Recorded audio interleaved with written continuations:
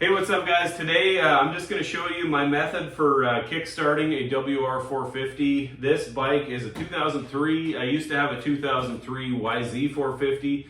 It was an absolute nightmare to start. I actually wore out the sole on my motocross boots. It was that nasty, and possibly I had some jetting issues. You know, that could be a whole other can of worms. Anyways, these bikes have electric start, but this electric starter is not working. It's got a new one, like a new starter, but either the clutch, the starter clutch, or the Woodruff key or something like that is broken. It just kind of makes a squealing sound. So I'm kickstarting at the moment. I'm going to show you the method that I use that works very well.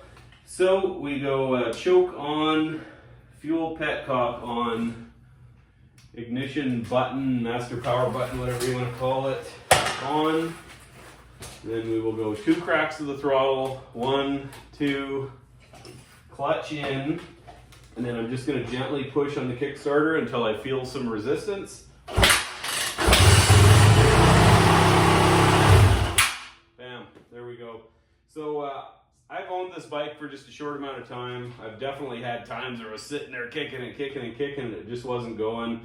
I would say probably the biggest things that help on this is the 2 cracks of the throttle and then just gently pushing on the Kickstarter until you feel that resistance, and then just give her a kick and bam, away she goes. All right, hope this helps some of you. Please give me a thumbs up and a subscribe. We'll see you on the next one.